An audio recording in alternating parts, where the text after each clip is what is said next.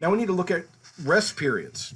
Now the time dedicated to recovery between sets and exercises, it's called the rest period, and sometimes it's called interset rest. So set between the rest between the sets. Now the length of the rest period between sets and exercises is highly dependent on the goal of training, the relative load lifted, and the athlete's training status. So what is the goal of training? Is it hypertrophy, where you're going to want to accumulate high levels of lactate to stimulate testosterone and growth hormone? Is it going to be power, where we're going to want the acetylcholine, the receptors to be fully cleared so that we can call upon them next?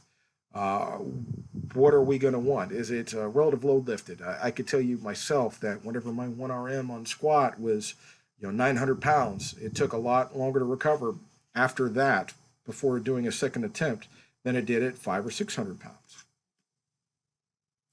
And here is a good rule of thumb. If we're looking at strength, 2 to 5 minutes per set, between sets. Power, 2 to 5 minutes. Hypertrophy, 30 seconds to a minute and a half. And muscular endurance, less than or equal to 30 seconds, because you're wanting to go again. Again, that short rest on hypertrophy was for the accumulation of lactate.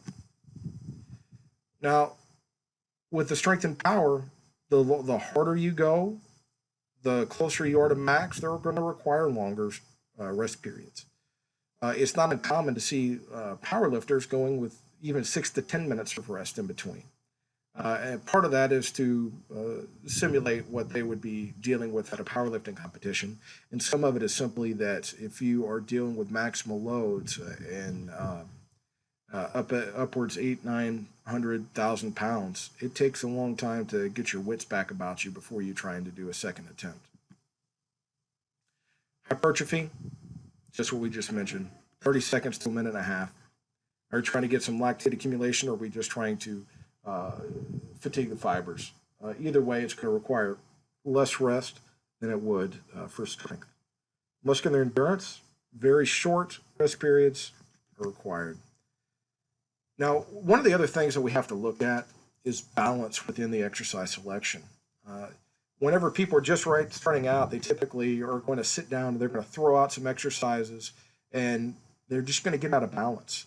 So I like looking at things, trying to balance pushes and pulls, planes of movement, upper and lower body. I can tell you that I've sat down with coaches, and whenever we looked at their weekly training, they did three exercises for lower body and 25 for the upper. And unfortunately, that's not an exaggeration. It's just people are thinking, okay, I'm going to squat, I'm going to deadlift, and I'm going to RDL. Okay, now let's go do all these other work. For the upper body, thinking about muscle groups there. Well, I've never seen an athlete play a sport on their hands.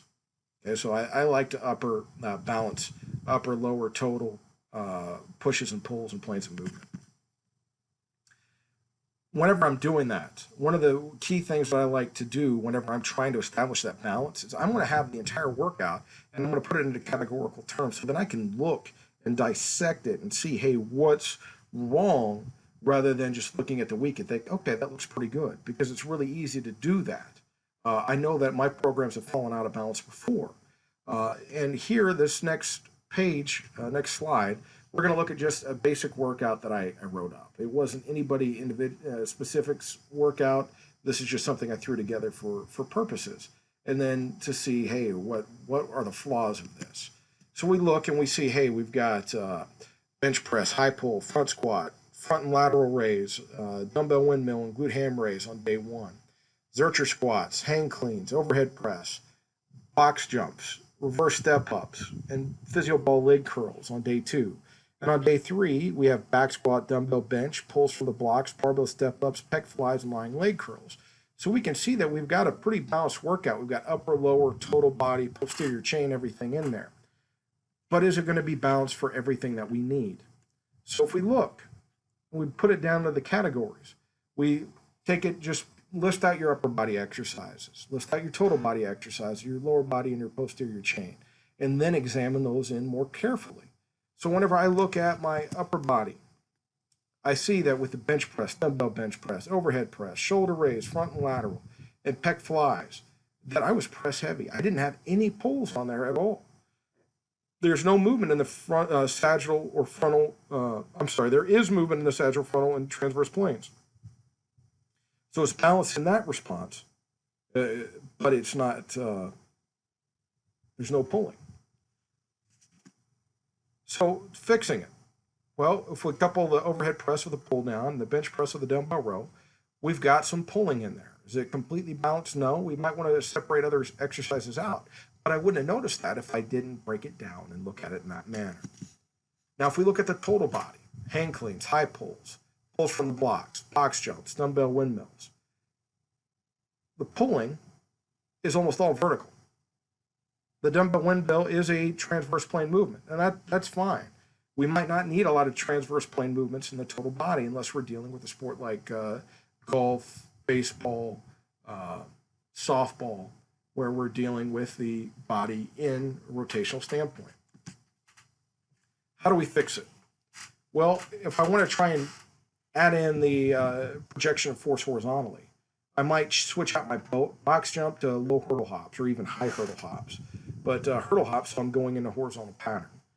Maybe I'll go take the pull from blocks out to horizontal extensions, so where instead of going vertically, I'm going with the resistance, producing force horizontally.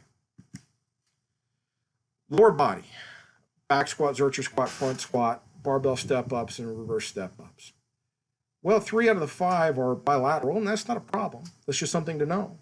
And bilateral means that they're going on both feet at the same time. But all are vertical. Okay, I'm not having anything in the frontal plane. I don't have anything in the transverse plane. So if I take the front squat and I go to an alternating front lunge, forward lunge, or a walking lunge, whatever it happens to be, well, now I'm getting a different plane of movement in there, a different projection, rather. So I'm going not just vertically, I'm going horizontally.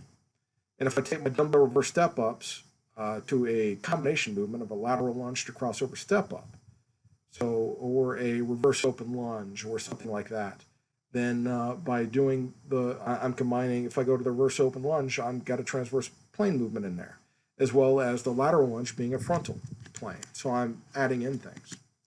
Now with the posterior chain, glute ham raise, physio ball leg curl, and lying leg curl.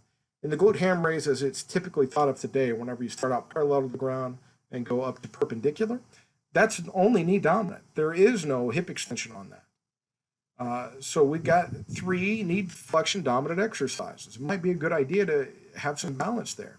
So if we take the lying leg curl to a Romanian deadlift and take the glute ham raise from how it typically is to the traditional, where we start with the head perpendicular to the floor, so you're hanging down, extend up through a back extension, pause, and then come all the way up, we are going to be doing, we're getting some extension on both of those. So hopefully you can see that here's some guidelines on how to develop a balanced program. And I will see you in the forum and through your assignments. So please let me know if you have any questions on those for further detail.